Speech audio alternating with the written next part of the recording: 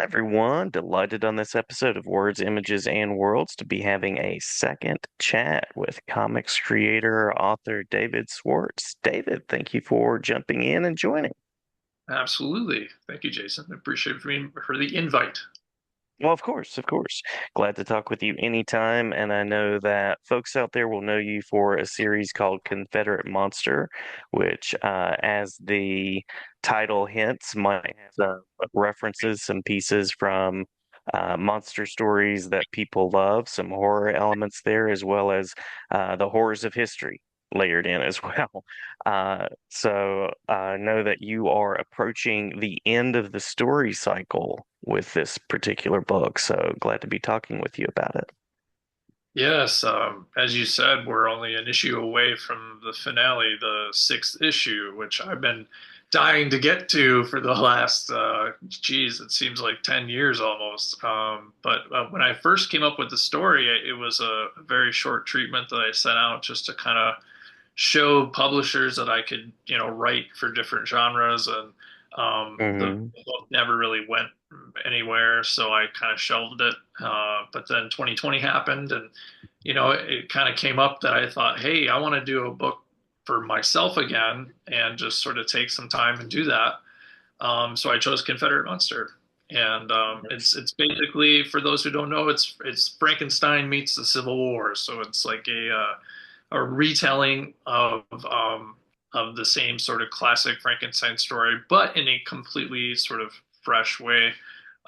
We sort of focus more on Igor after long time after they reanimated the original monster, and Hmm. he's been hiding out and just sort of rebuilding his life after all that went down. Yeah. So he's got a wife now, and he's living in Virginia. But then the Confederacy finds out about his past, and they kidnap him and convince him to recreate the reanimation process so that they can raise their dead army. So, Yeah.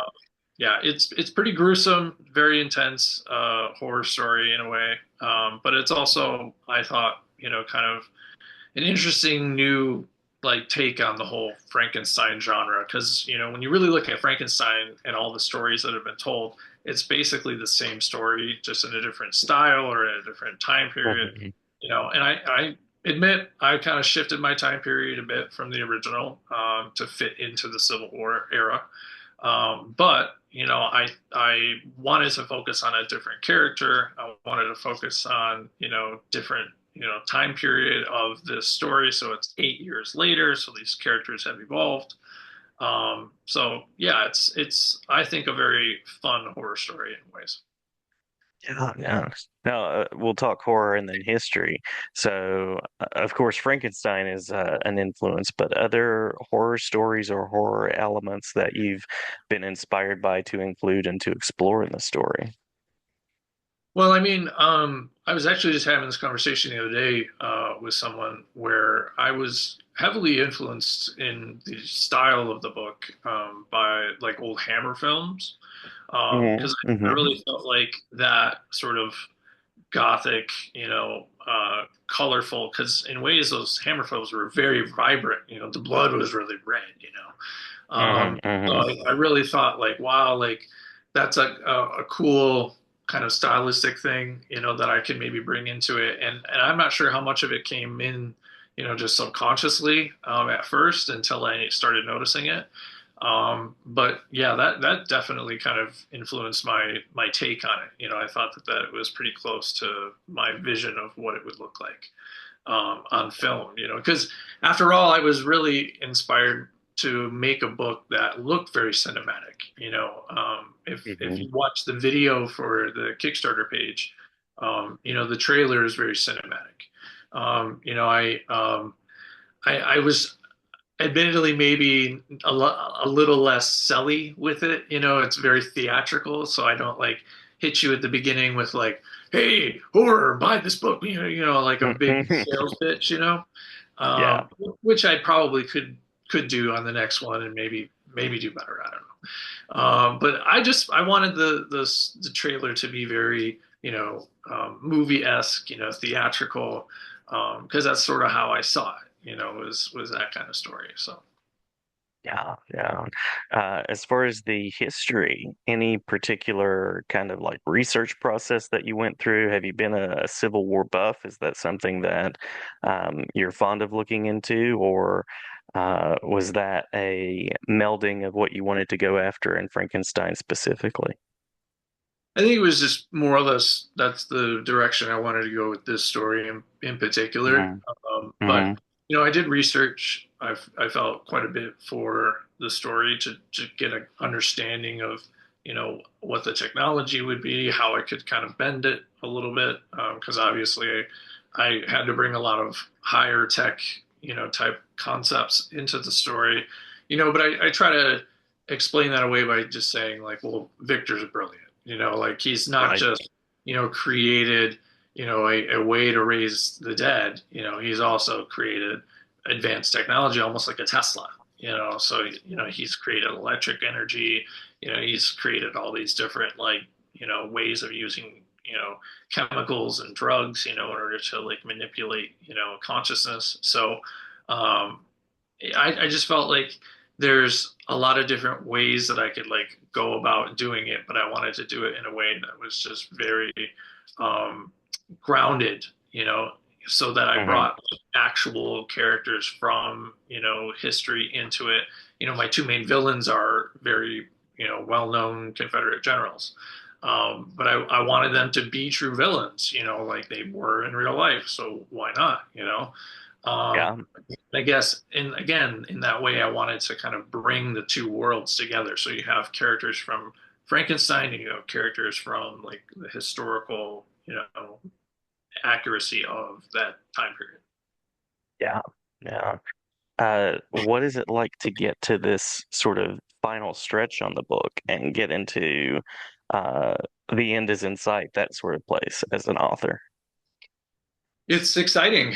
The last issue really obviously wraps everything up.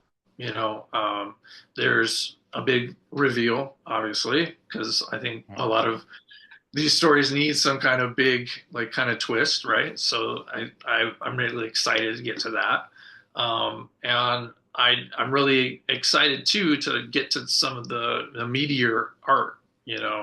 This issue in particular kind of kicks that off. Not to say that the previous issues haven't had good art because I feel like they had great art, but this is Hmm.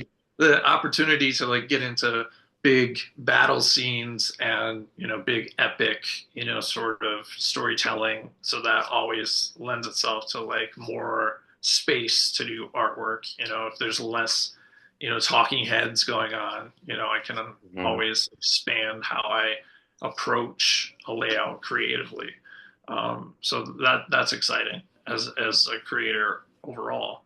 But specifically as a writer, I'm excited to you know get to the true sort of ending of the story. It's I think a fun ride.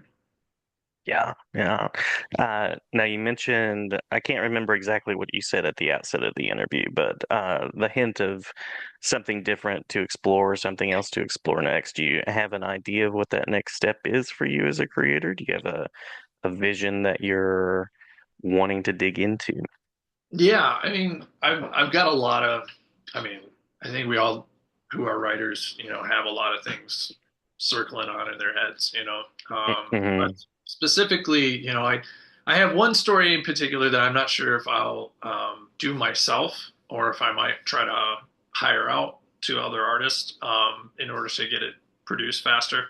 But I have one particular sort of mythical fantasy kind of story that I wanted to explore. I did a Hmm. story when I first started 10 years ago. It was like my superhero story called Atlas Origins. And it was like, just about a character who was, very in touch with his consciousness and, very connected to all things and, this sort of very mythical, godlike, type character. But he was really Hmm. more an avatar, for a larger being or a larger, awareness. So it was very, spiritual, mythical, superhero kind of all blended together. So I kind of have an idea of how to do a similar take on that, but just expanded. Um, but when it comes to Confederate Monster, I do have some ideas about what I would do next with the story and what I, could bring to it that would expand the possibilities of what we could do in this world. Because, I do feel like during the Civil War and that sort of time period where things were a little less known, so the things that go bump in the night are a lot more scary. Um, Hmm. I felt like, well, what if we focused on, more American kind of characters that are akin to the traditional universal monsters like werewolf and Dracula and mummy and creature from the Black Lagoon, things like that. And so, like, I thought, well, maybe in Confederate Monster, we do a story about a werewolf, but the werewolf is like a Native American skinwalker, or Mm-hmm. like Hmm. it's a story about a voodoo sea monster in Louisiana, and that's like my creature of Black Lagoon, so like I could do it that way where we do another 6 issues based off of a different monster in a different part of the country during the same time period, and maybe have like a very small interconnected story about the original characters from the first one that are kind of plays as like a second to the original Frankenstein take, so Yeah, I I don't know. like it. Yeah, there's I think a lot of possibilities there, but definitely got to get the first one done. Yeah, yeah. I'm always down for a creature from the Black Lagoon story, so I'm hoping that is somewhere on the horizon. Yeah, and some of these characters, like I feel like they've had certain incarnations throughout our pop culture, but maybe not as in depth. So it'd be fun Hmm. to like really get into it with like a 6 issue sort of story. Um, yeah, especially like you said, like a character like the creature of the Black Lagoon. So Yeah, yeah. Well, I think the final official question would be, where can people go, find out more, support the work, get copies, those kind of things. sure. So we got a Kickstarter right now for issue 5. We are going to be going for another like 22, 3 days, I believe. And so you can, find it on all of my social media. So if you go to, Facebook, Instagram, X, Twitter, whatever, uh, Hmm. you can find me at Dave Swartz Art. It's the same across the board.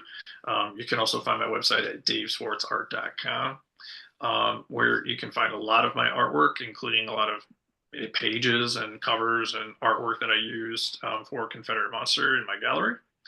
And so, we're like I said at the beginning, we're only 1 issue away from the end. So, now's a good time to get caught up with the series so that, when the next Kickstarter starts, because I'm hopeful to get another one. So, like for this 6th issue out by the end of the year, but it'd probably be very late at the end of the year.